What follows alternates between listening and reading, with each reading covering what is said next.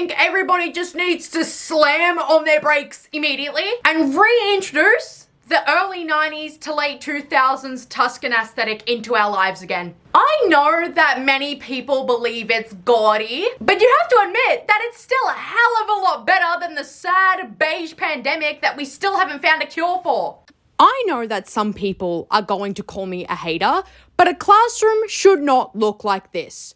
Period. This is just not a good environment to be learning in. It is not stimulating visually, mentally, or emotionally. And I don't know if this is going to sound crazy, but this person who decorated this classroom clearly is not a very good teacher, because a teacher should know that children need color in their development. Is this decor cute?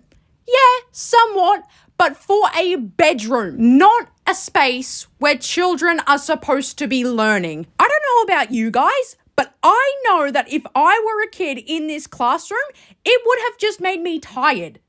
Firstly, this classroom was so obviously designed for the teacher, not the students. I'm confident they weren't even considered while this classroom was being renovated. Because why are you placing an entire coffee station in the classroom? It is a learning environment, not a Starbucks. That is what the teacher's lounge is for. That's what it's always been for. This was never in my classroom while I was in primary school, nor was it ever in my parents' classrooms when they were kids in school as well. So this does not need to be a trend now. But we also know that the students themselves were the second thought in this redesign, because you couldn't even give them bright primary colored textures, pencils, or crayons. They had to be neutral, just like the rest of the room is. God, can you imagine being a kid just trying to draw a picture of a sunny day, and the only colors that have been given to you are colors that are literally in Kylie Jenner's lip kits? Come on now, the world doesn't look like that. But this is rapidly becoming a problem in all schools across the US, because for some reason, these teachers are bringing the way they decorate their homes into a learning environment. A classroom or a school is not supposed to be aesthetic, and I don't know why society now believes that it does. Leave it at the house. A playroom should not look like your Pinterest aesthetic. Can you imagine that if you went to McDonald's as a kid and instead of seeing the multicolored slides and the saturated equipment, all you saw was neutral toned slides? That would be absolutely miserable. I don't know how you as a teacher aren't aware of this, but why do you think the playground at your local park is so colorful to begin with? Incorporating color into play means that a child is learning something useful while also stimulating their senses and enjoyment. At this early age, before children learn verbal cues, they are more likely to memorize and remember colors. When you are playing a simple retrieving game, asking for the red block will give the child an easy indicator of what to look for, and then they will associate the object they find with both red and block. And because of the vast numbers of colors we can see visually, primary colors are only the beginning of learning. After a child masters ROYGBIV, they can then begin to explore more subtle shades like lilac, crimson, and teal. So how can you expect a young child to differentiate between colors if everything is the exact same shade? There's absolutely nothing wrong with an entire generation of kids who grew up in classrooms like this, so I'm not sure it's wise to suddenly just change that.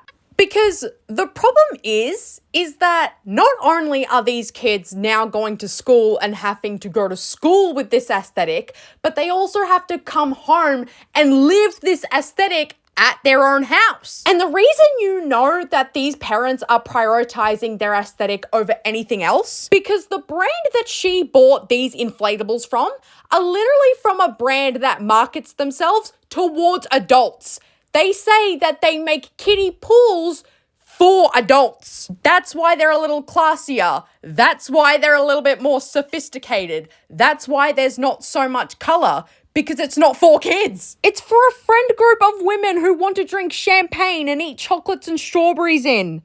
I might be reaching a little bit here, but it's something that I noticed, so I need to talk about it. But is this wording not just even a little bit strange to anyone else? Because to me, it implies that if you couldn't find these toys in this exact color, you would be less willing to buy them, which means there probably wouldn't be playtime. I don't know, I could be so wrong. But when I was a kid during the summertime, my mum knew she wasn't going to play with us in the water. So she grabbed literally anything she could find for cheap in Kmart, because it didn't matter. But if there was just that one rare occasion where she did play with us briefly, she didn't spend hours looking for inflatables meant for playing in the exact monotone color that she is looking for. Because the aesthetics didn't matter to her. Having fun and creating memories is what matters the most. Who cares if it's blue? I just think it's weird how people are taking these perfectly fine toys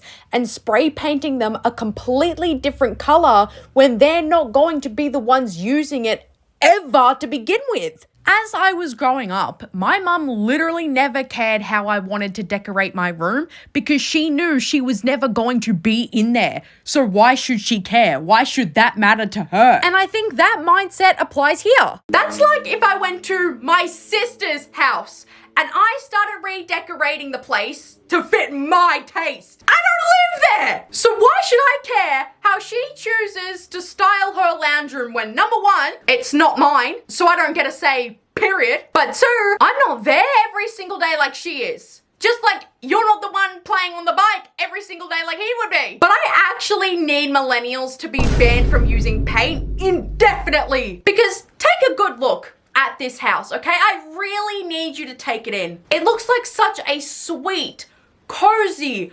all-American apple pie nostalgic house. One from an early 2000s Pixar movie, right? Well, they absolutely massacred my boy by completely blacking out the entire house with the darkest paint they could find. I don't even think the most dedicated goth on the planet would desecrate their home like this. Now, I normally just feel mild irritation when I watch transformation videos like this, but this one actually made me gasp outwardly. Like, my heart hurt. I could feel it. That is my absolute dream house. No joke. And to know that it is permanently changed forever genuinely makes me sad. I get that you've bought the house, but there needs to be some sort of law against this. But I don't think they only need to be banned from paint. I think that at this point, some of these people need to be turned away from all Home Depots because they will buy a home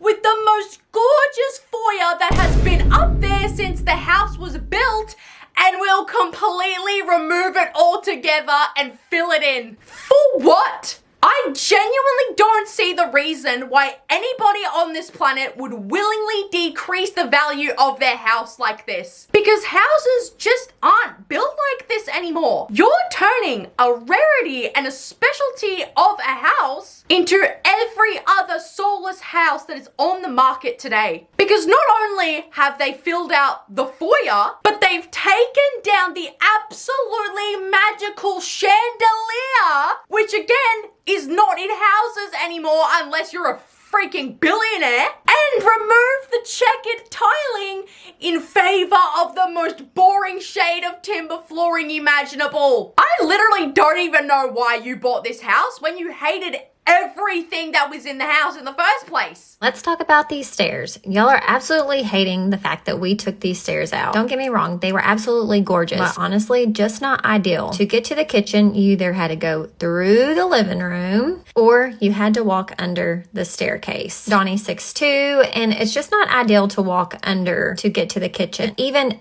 through every single door that you come through, the stairs were the focal point and blocked the beautiful view into the backyard. So it just made sense to me that they needed to be taken out. And here's a sneak peek at the new stairs. Bye. What the hell? Oh my God, no way.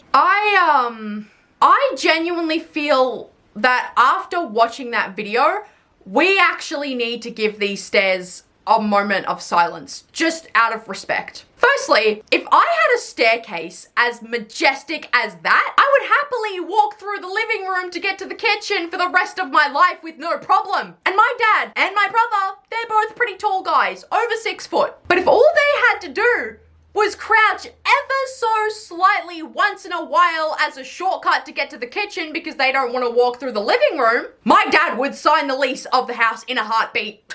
No second thought. I'm sorry to say it, but you guys are just lazy. And secondly, who gives a damn about not being able to see the backyard as well? Stop buying vintage homes if that's literally not what you want. Now we have this lady who, for some godforsaken reason, decided she wanted her fireplace to look like that weird dog poop you see at the park that's turned white because it's been there for too long. Okay, I have to say it.